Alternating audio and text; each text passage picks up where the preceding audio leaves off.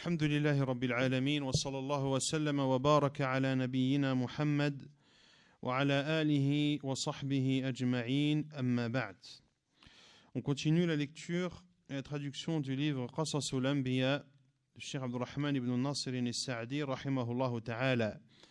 Lors du dernier cours, on s'était arrêté dans les leçons à tirer de l'histoire de Daoud et de Sulaiman alayhim as-salam.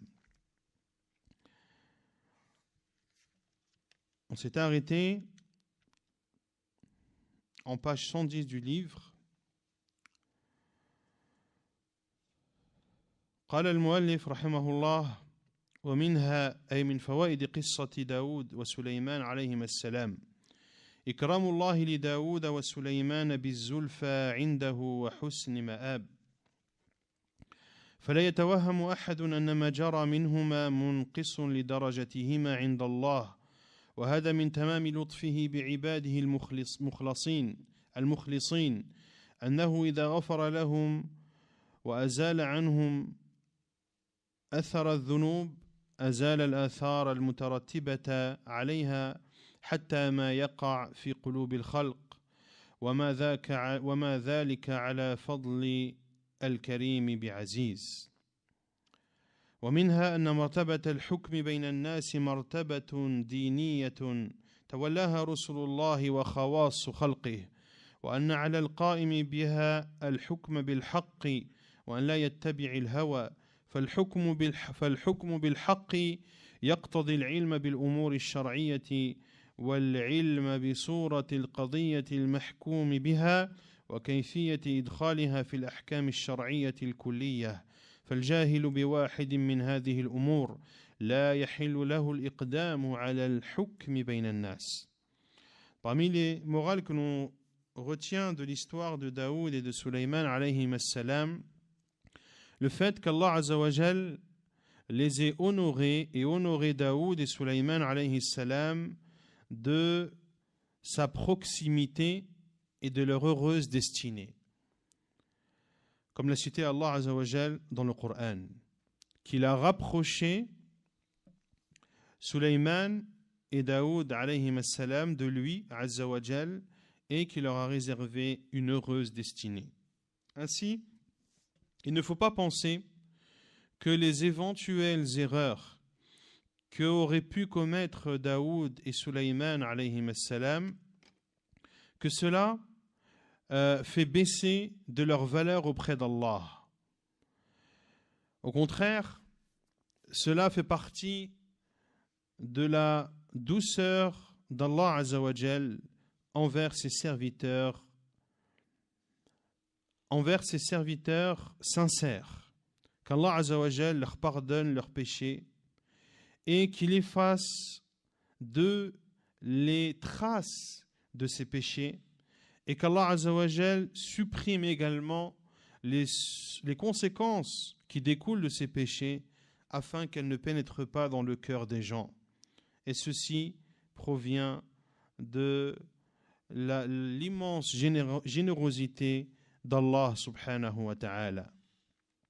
L'on retient également de cette histoire que la fonction de juge entre les gens, le fait de juger entre les gens est une fonction religieuse qu'ont occupé les prophètes d'Allah et l'élite parmi les créatures d'Allah Azza wa Jal. Et que celui qui juge, qu'il juge par la vérité et qu'il ne suive pas ses passions dans son jugement.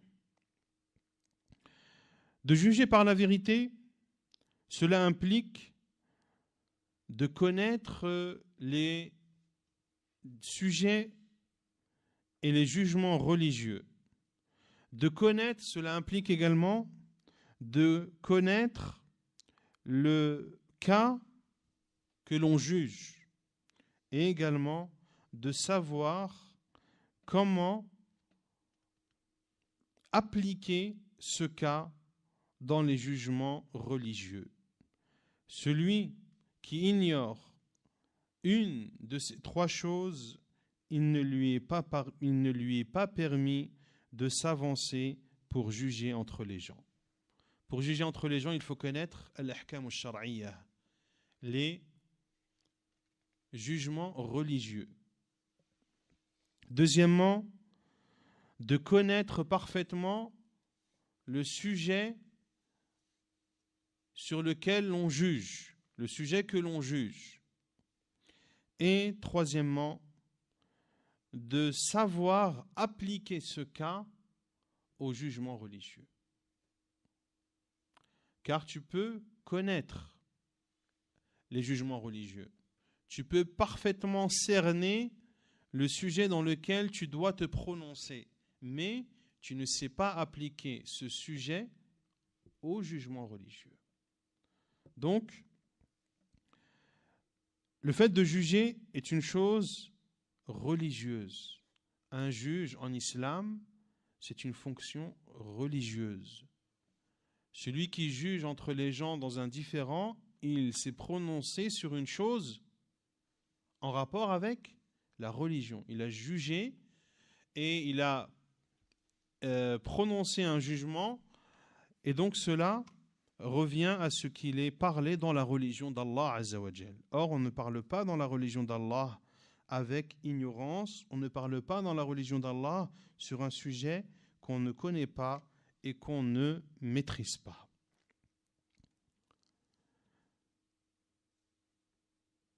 Pour ça que le prophète alayhi salatu wassalam, en parlant du juge, a dit que le juge est comme celui qui s'égorge sans couteau.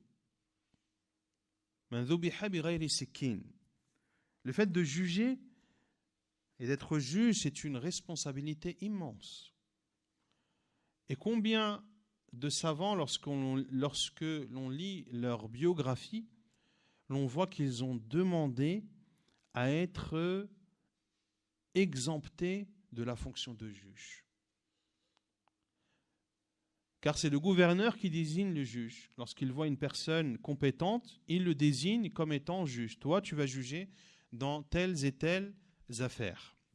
Et on voit dans les biographies des savants, rahimahumullah, que beaucoup ont demandé à être exemptés de cette fonction, car de juger est une chose lourde en responsabilité et c'est une chose dangereuse également.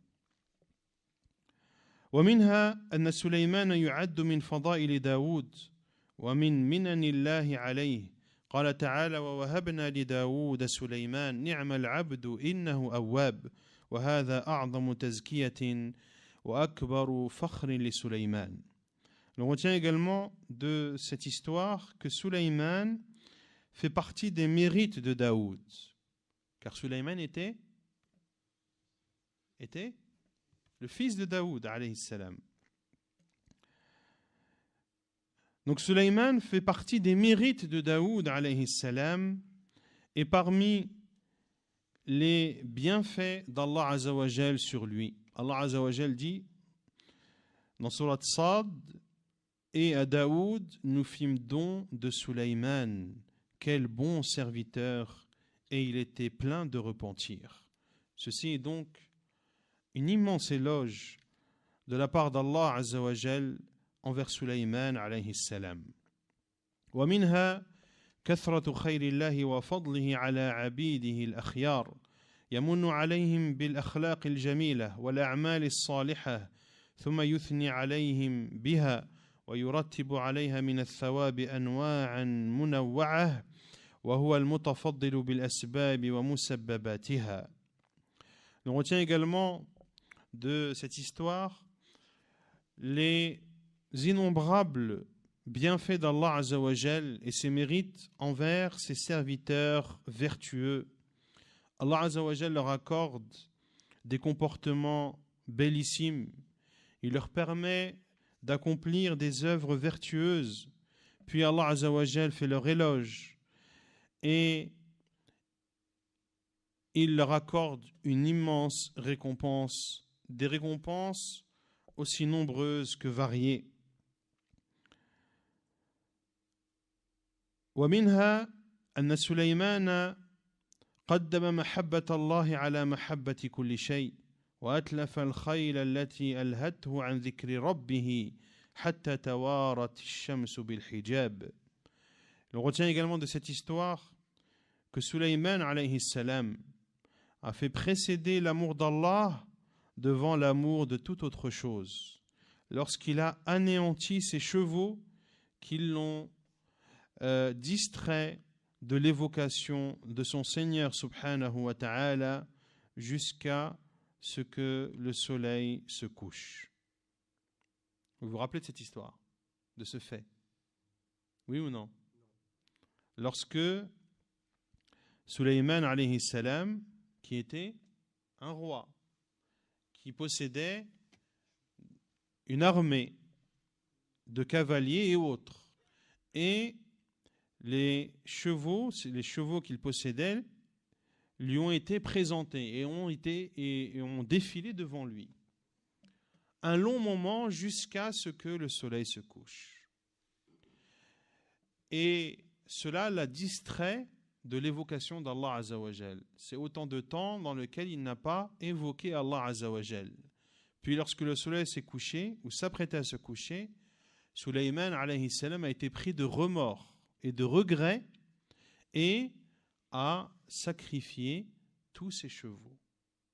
C'est pour ça que Cheikh Saadi rahimallah dit que Sulayman alayhi salam a fait précéder l'amour d'Allah devant l'amour de toute autre chose lorsqu'il a anéanti ses chevaux qui l'avaient détourné du rappel d'Allah Azza wa Jal.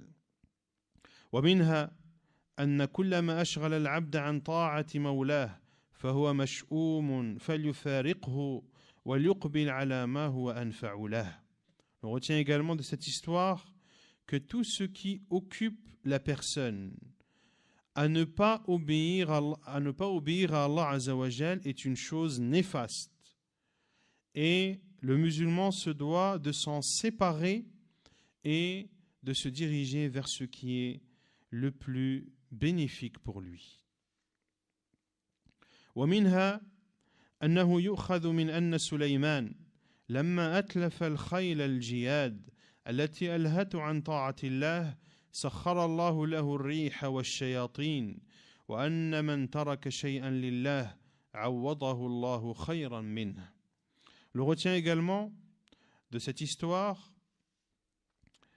que Sulayman alayhi salam, lorsqu'il a anéanti les chevaux gracieux qui étaient présentés devant lui, ces mêmes chevaux qui l'ont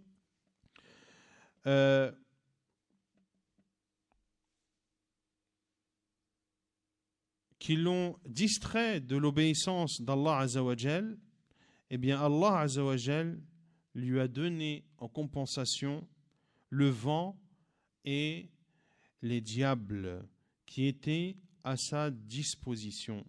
On retient donc que celui qui délaisse une chose pour Allah, Allah la lui remplace par une chose meilleure.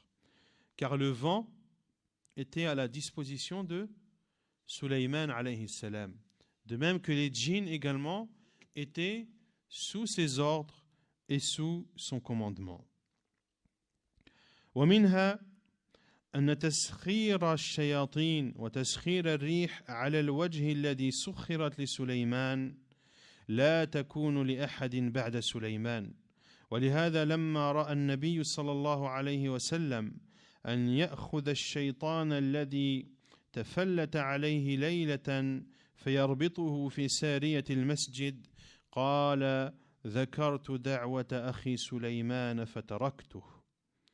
رواه البخاري ومسلم من حديث أبي هريرة رضي الله عنه أن رسول الله صلى الله عليه وسلم قال إن عفريتا من الجن تفلت علي البارحة ليقطع علي صلاتي فأمكنني الله منه فأخذته فأردت أن أربطه إلى سارية من سوار المسجد حتى تنظروا إليه كلكم فذكرت دعوة أخي سليمان رب اغفر لي وهب لي ملكا لا ينبغي لأحد من بعدي فرددته خاسئا. On retient également de cette histoire que la mise à disposition des diables et du vent, de la même façon que cela a été a été mis à la disposition de Sulayman alayhi salam, que cela ne peut être donné à une autre personne après lui. C'est pour cela que le prophète alayhi salatu wassalam, lorsqu'il a voulu prendre le diable qui s'était manifesté à lui sallallahu alayhi wa sallam pour lui couper sa prière, que le prophète sallallahu alayhi wa sallam a voulu l'accrocher dans un des piliers de la mosquée, il a dit sallallahu alayhi wa sallam, je me suis rappelé l'invocation de mon frère Sulayman, puis je l'ai laissé. Ce hadith est authentique, rapporté par Al-Bukhari et Muslim, le hadith d'Abu Hurayra radiyallahu anhu, dans lequel le prophète sallallahu alayhi wa sallam a dit: Inna ifrita min al-jinn, un coriace parmi les djinns s'est manifesté à moi hier afin de couper ma prière. Fa'amkanani Allahu min, Allah m'a permis d'avoir le dessus sur lui. Je l'ai saisi et j'ai voulu l'attacher dans un pilier de la mosquée pour que vous puissiez tous le voir. Puis je me suis rappelé l'invocation de mon frère Sulayman lorsqu'il dit, comme le rapporte Allah Azza wa Jalla dans Surat Sad, Seigneur, pardonne-moi et fais-moi don d'un royaume tel que nul après moi n'aura de pareil. Tel que nul après moi n'aura de pareil. Et c'est ainsi que le prophète alayhi salatu wassalam a lâché ce diable afin qu'il s'en aille. ومنها أن سليمان كان ملكا نبيا مباح له أن يفعل ما يريد ولكنه لكماله لا يريد إلا الخير والعدل وهذا بخلاف النبي العبد فإنه لا يكون له إرادة مستقلة بل إرادته تابعة لمراد الله منه فلا يفعل ولا يترك إلا تبعا للأمر كحال نبينا صلى الله عليه وسلم. On retient également de cette histoire que Sulayman alayhi salam était un roi et un prophète. Il pouvait faire ce qu'il voulait alayhi salam, mais parce qu'il était parfait, il ne voulait que le bien et la justice. Cela contrairement aux prophètes qui ne sont pas rois, ils ne peuvent pas faire ce qu'ils veulent. Leur volonté suit la volonté d'Allah subhanahu wa ta'ala. Ceci était la situation de notre prophète Muhammad sallallahu alayhi wa sallam. Et vous connaissez tous le hadith où le prophète alayhi salatu wa sallam, le choix lui a été donné. Et le prophète alayhi salatu wa sallam a préféré être un serviteur sallallahu alayhi wa sallam.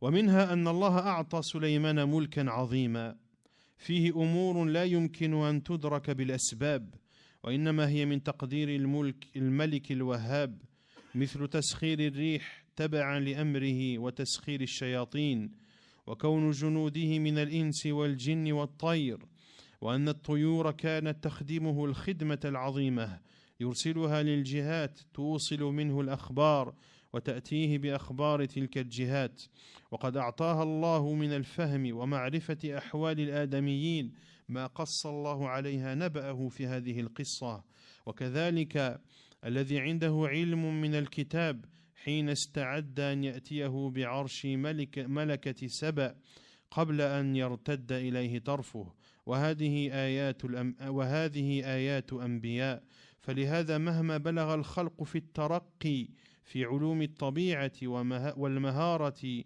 بالمخترعات فلن يصلوا إلى ما أعطيه سليمان. Puis il dit, rahimahullah, le retient également de cette histoire qu'Allah Azza wa Jal a donné à Sulayman un immense royaume. Il y avait dans le royaume de Sulayman alayhi salam ce qui ne peut être atteint par des causes mondaines, mais tout ce qui était présent, où il y était présent dans le royaume de Sulayman, des choses qui provenaient de la force du roi généreux subhanahu wa ta'ala, comme le fait qu'il avait à sa disposition le vent qui suivait ses commandements. Il avait à sa disposition les diables et les djinns. Il avait parmi ses soldats les humains, les djinns et les oiseaux. Les oiseaux qu'il utilisait et qui lui rendaient service, qu'il envoyait dans des destinations lointaines. Ces mêmes oiseaux qui revenaient de ces destinations lointaines en lui apportant des informations. Allah Azza wa Jal a donné à ces oiseaux une compréhension et une connaissance de la situation des êtres humains, comme l'a cité Allah Azza wa Jal dans cette histoire, notamment avec la huppe. La huppe qui a rapporté les informations de Saba.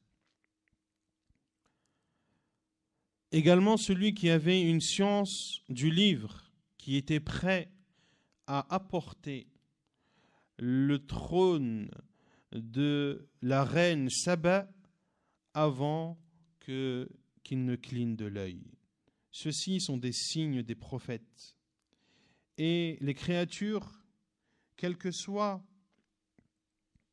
l'avancée qu'ils peuvent avoir fait dans les sciences mondaines, quelles que soient les technologies qu'ils peuvent inventer, ils n'arriveront jamais à atteindre ce qui a été donné à Sulayman alayhi salam.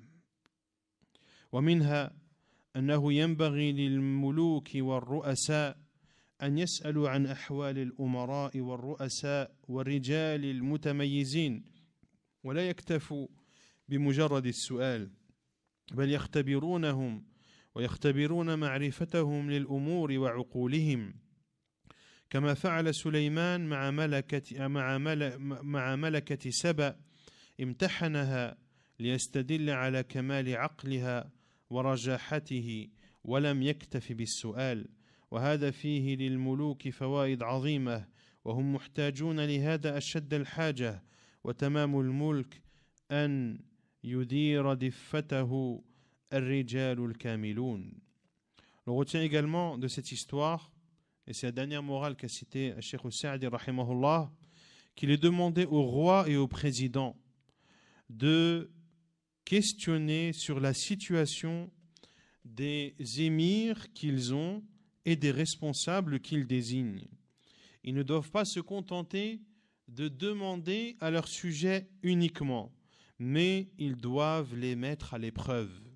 Ils doivent les mettre à l'épreuve afin de connaître leur situation et connaître leurs pensées, comme l'a fait Sulayman alayhi salam. Lorsqu'il a mis à l'épreuve la reine de Saba, il l'a mis à l'épreuve afin de connaître sa raison et de savoir sa façon de réagir. Il ne s'est pas donc contenté de lui poser une simple question. Et il y a dans cela, pour les rois et pour les responsables, d'énormes bénéfices, car ils ont plus que besoin de cela. En effet, un royaume, un roi, un président, un chef d'État doit être entouré d'hommes parfaits. Et le pouvoir ne peut être exercé que par des hommes complets.